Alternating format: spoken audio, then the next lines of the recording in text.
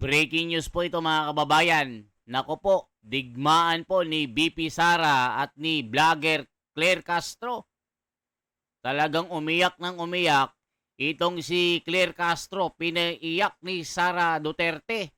Kasi nga, sinabihan si Claire Castro na isa pong kahihiyan ng bansang Pilipinas.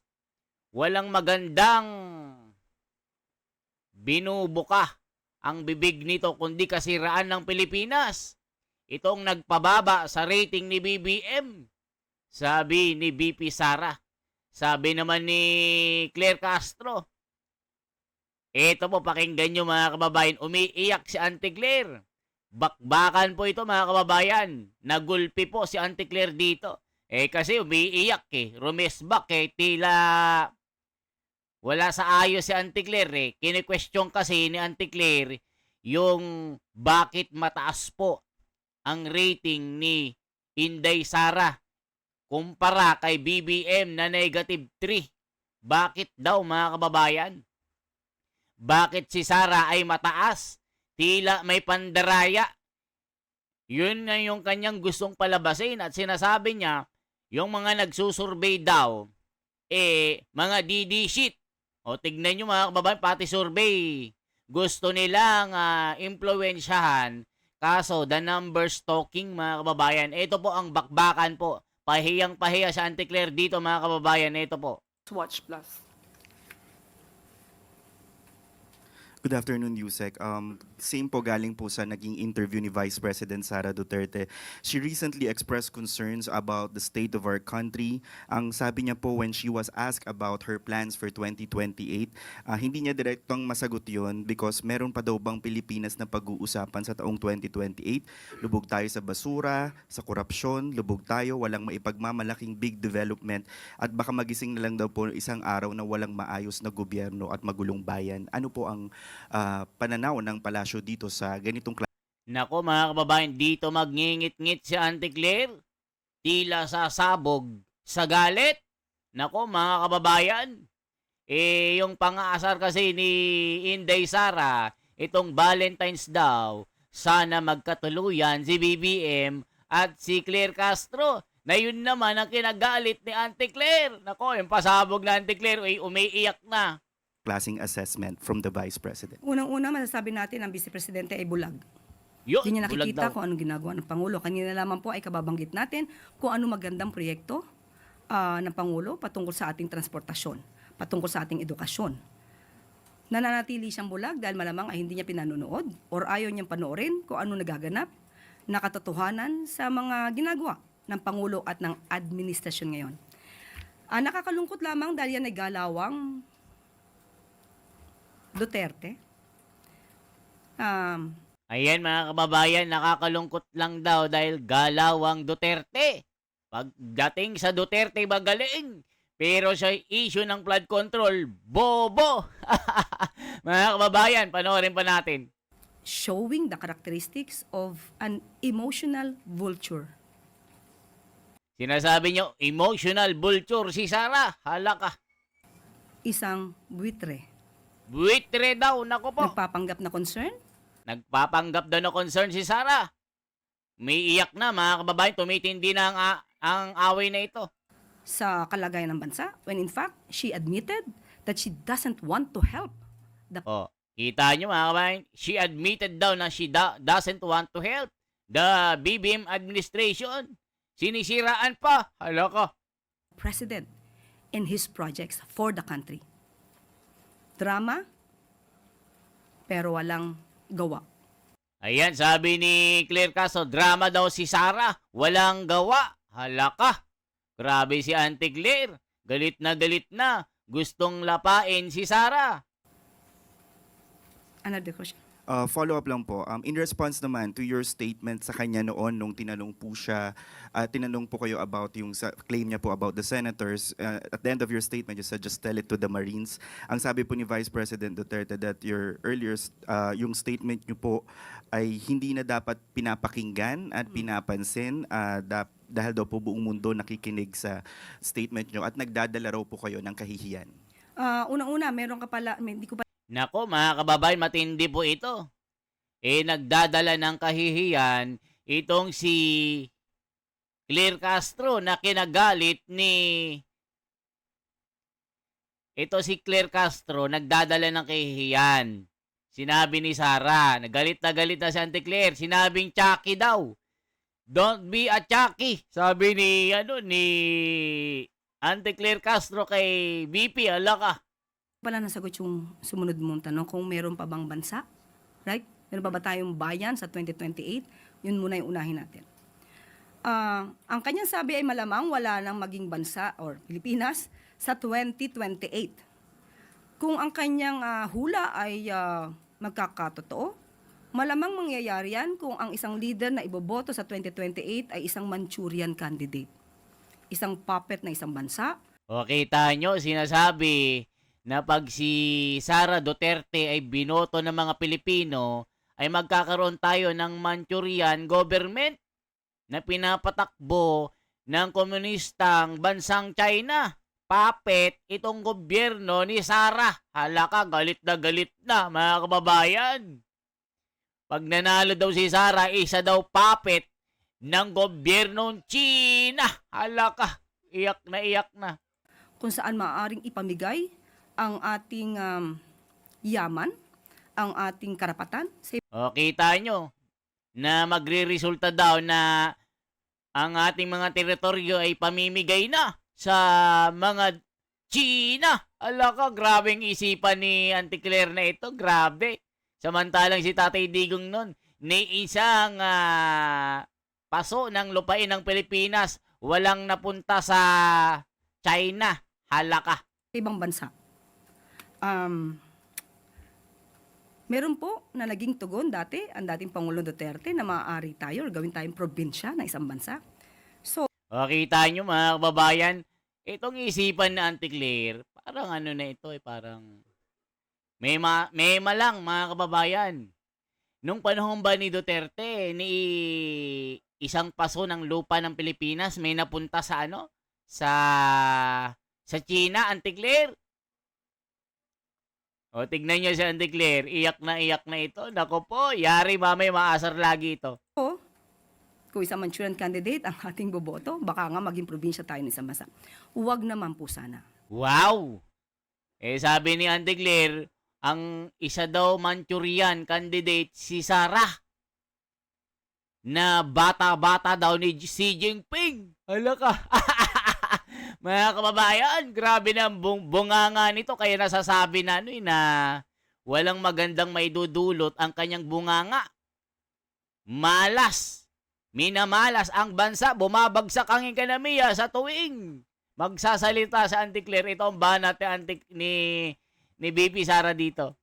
Patungkol tun sa nakakahiya po. Okay.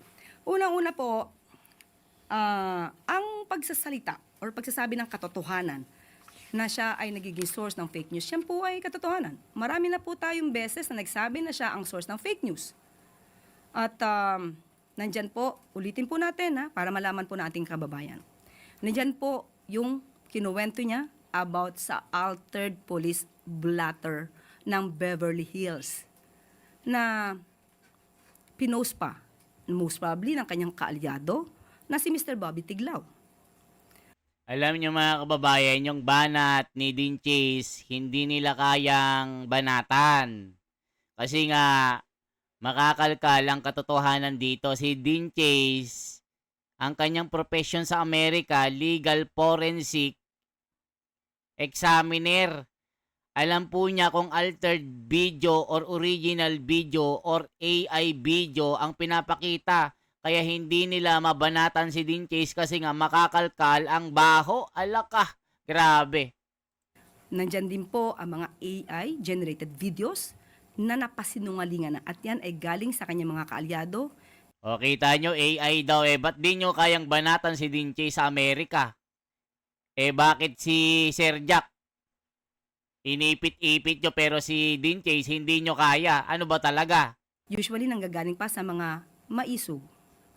So, hindi po nakakahiyang magsabi ng katotohanan. Ang nakakahiya po ay umaming may kakilalang assassin at handang magpapatay ng Pangulo, ng First Lady, at ng dating House Speaker. Ang nakakahiya po ay hindi gumalang sa order ng court at manuntok ng sheriff. Bawal po yan sa batas. O mga kababayan, hindi daw gumagalang sa desisyon ng korte. Ba't di nyo matanggap na nabasura yung impeachment ni Sara? Labo-labo ka pala, Auntie Claire. Ba't di nyo matanggap kayo ni Tito Soto, ni Ping Lacson, na mga dilawan, bangagista, lululutitista, mga tangalista, ba't di nyo matanggap itong desisyon ng korte? Pati si Tito Soto, sinasabi niya na walang disenteng desisyon. Pati si Ate Shawi, sumausaw na. Kaya nabanatan tuloy ng mga DDS ito, mga kababayan, na isa pong manggagamit at tinawag na Sharon Cubeta. Hala ka, yari si Sharon Cuneta at Auntie Claire dito. At ang nakakahiya din po ay gumamit ng mga fake na AFP certificate para sa Youth Summit para palabasin na yung 15 million na mula sa Confi Funds ng DepEd sa pangunguna ni VP Sara ay ginamit di umano sa Youth Summit na pinasinungalingan po mismo ng AFP. At gumamit pa ng abogado sa katauhan ni Attorney Michael Powa para mapagtakpan ang paggastos sa 15 million confidential funds. Kita nyo, puro confidential fund ito, pero yung trilyones na ninakaw ay tahimik. Ano ba talaga, Auntie Claire?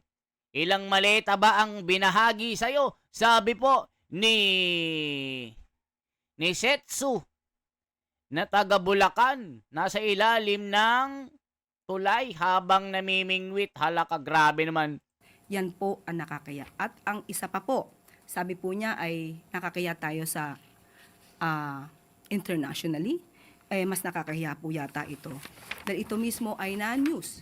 At nandyan pa po ang kanyang muka kung saan ipinakita dito isang vice presidente nag-threaten with her assassin laban sa Pangulo. Ayan mga kababayan, meron pa siyang props. Philippine VP's death threat against President, a security matter official says. Nako mga kababayan, ano kayo nakakahiya yung sinabi ni Manang Aimee dito na meron siyang kapatid na gumagamit ng pulburon. Sinong mas nakakahiya dito? Hala ka, yari na. Sabi ni Pedring Custodio ng Tarlac City, dating tangalista pero ngayon nagsawa na kasi puro bulakbol ang Senado. Yung blue ribbon ni Tito Soto at Pinky, wala na. Walang silbi. Hala ka. Mas nakakahiya po ito. At muli, Parang yung reporter,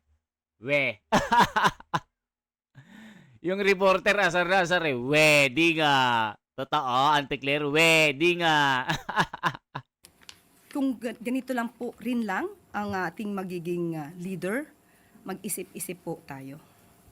Di ba mga kababayan, kung ganito rin lang ang ating magiging leader sa 2028, mag-isip-isip na tayo. Auntie Claire, ikaw mag-isip-isip. Pag si Sara Duterte nanalo, alam na this. Alam na this. Takbuhan na this. Follow-up question mula kay Mads Moratillo, Net 25. Hi, ma'am.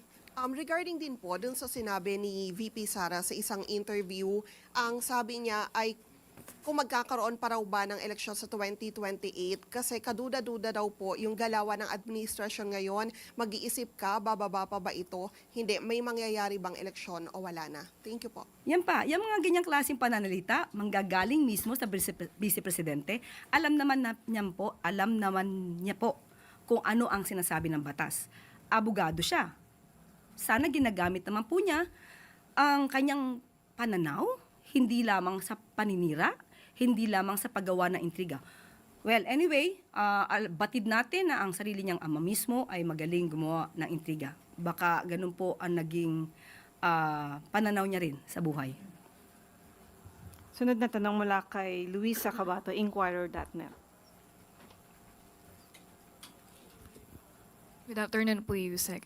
Tinawag po ni Senator Padilla ang mga kabataan na weak sa isang Senate hearing nitong Miyerkules. He also compared them sa mga kabataan noon na hindi Ayan mga kababayan, anong masasabi nyo ngayon?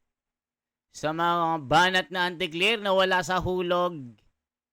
Kayo na pong humusga for transparency, for a better democracy. Ito po ang inyong lingkod na si The Wonders Philippines. Pinakapogi sa lahat. Diba nga? Parang General Macanas. Ang galing-galing. Yan ang idol natin mga kababayan. Diba? Lagi kasi natin na nire-react yung mga video na nire-react niya. Eh syempre para hindi tayo ma-fake news, 'di ba? So ngayon mga kababayan, ang inihiling ko sa inyo i-subscribe niyo ang ating YouTube channel para dumami tayo. Marami na po tayong halos 300,000 na po tayo. Sana by the end of the year ay maging 300 to 500,000 na tayo, okay? At magbabasa lang po tayo ng ilang mga nagko-comment mga kababayan ha. Ito po. God bless Tatay Digong from Calawag. Per Diaz 9415. Faisal C. Miraflor. Ewan ko sa iyo Shadow. Maka-skip na nga. Naasiwa ko sa Caracas nito. Gaspar Beltran, mabuhay, The Wonders Philippines, mabuhay ka, ang gwapo mo. Grabe naman mga ito, mga kababayan ko. Ano ba yung sinasabi ng mga komento dito? Yari na, sa anti-clear. Ito pa po, mga kababayan. Support ako kay Marcoleta, Rogelio Kalagday. Asa na yung flood control na usapin, anti-clear, halaka. Mga kababayan ko, yan lamang ang ating bahagi. Magandang araw sa inyong lahat. Mabuhay po.